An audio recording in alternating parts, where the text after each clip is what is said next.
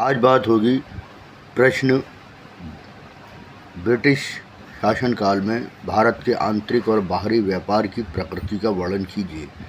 तो प्रश्न का उत्तर समझने से पहले हमें इन चीज़ों का अध्ययन कर लेना चाहिए कि ब्रिटिश भारत में किस तरीके से अपनी व्यापारिक नीतियों को चलाया और उसका जो वास्तविक उद्देश्य था वो केवल कंपनी का मुनाफा था और कंपनी भारत में व्यापार करने आई थी और व्यापार करने का एक ही उद्देश्य होता है मुनाफा। अब इस क्वेश्चन के आंसर को ठीक से समझें और इसको पढ़िए। आरसी दत्त के शब्दों में ब्रिटिश शासन ने भारतीय अर्थव्यवस्था को औपनिवेशिक हितों के अधीन बना दिया। इस काल में भारत के व्यापार की प्रकृति स्वावलंबी अर्थव्यवस्था से औपनिवेशिक बाजार व्यवस्था में बदल गई, जहां व्यापार का एकमात्र उद्देश्य भारतीय विकास नहीं बल्कि साम्राज्यवादी लाभ था। अब इसके अंदर आगे कुछ पॉइंट्स हैं जो हेडिंग्स में आपको दिखा रहा हूँ। आंतरिक व्यापार की स्थिति, तो इसके कुछ पॉइंट्स हैं जो देखते जाइए आप। भारत में प्राचीन काल से ही गांव आत्मनिर्भर थे, लेकिन ब्रिटिश शासन ने कृषि का वाणिज्यीकरण करके लूट का वातावरण स्थापित किया।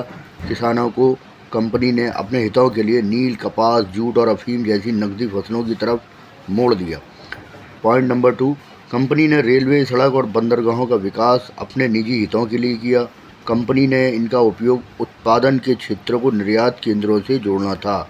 इसके अलावा कंपनी की व्यापार नीति के कारण कुटीर उद्योगों का पतन होने लगा, जिस कारण स्थानीय हस्तशिल्प की जगह बिचौलियों, एजेंसी हाउसों तथा व्यापारी पूंजी का प्रभाव बढ़ा। पॉइंट नंबर 4, इसका उदाहरण बम्बई कपास व्यापार, कलकत्ता जूट व्यापार एवं देहाती मंडियों का बंदरगाहों से जुड़ाव है। आगे की हेडिंग आप देख सकते हैं, बाहरी व्यापार की स्थिति।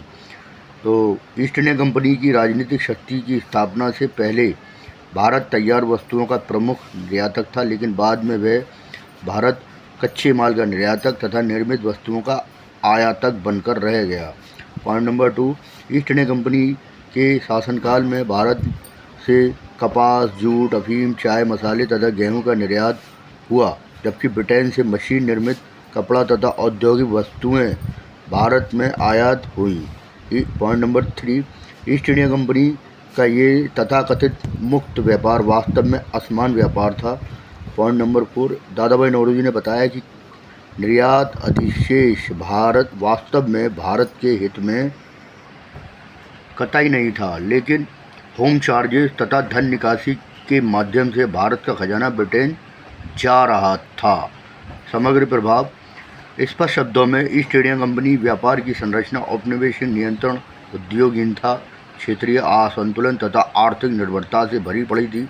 इस नीति से भारतीय अर्थव्यवस्था का स्वतंत्र एवं संतुलित विकास स्पष्ट रूप से बाधित हुआ। अतः भारत में ईस्ट इंडिया कंपनी की नीति में भारत का आंतरिक तथा बाह्य व्यापार आधुनिक दिखते हुए भी स्पष्ट रूप से औपनिवेशिक शोषण का उपकरण था। इस स्वतंत्र भारत में इस नीति को बदलकर व्यापार को साम्राज्यवादी लाभ से हटाकर राष्ट्रीय विकास, आत्मनिर्भरता व न्यायपूर्ण विनिमय की दिशा में पुनर्गठित किया गया। तो स्पष्ट रूप से हम देख सकते हैं कि इसमें हम देखते हैं कि ईस्ट इंडिया कंपनी ने अपने निजी फायदों के लिए ही भारतीय वस्तुओं का, भारतीय संसाधनों का प्रयोग किया और केवल ब्रिटेन को ही लाभ दिया। यही वजह थी कि भारत में 1857 की क्रांति हुई और 1947 में भारत स्वतंत्र हुआ। आपको ये क्वेश्चन कैसा लगा मुझे कमेंट करके बताइएगा और मेरे इस वीडियो को लाइक, शेयर, सब्सक्राइब ज़रूर कीजिएगा। धन्यवाद।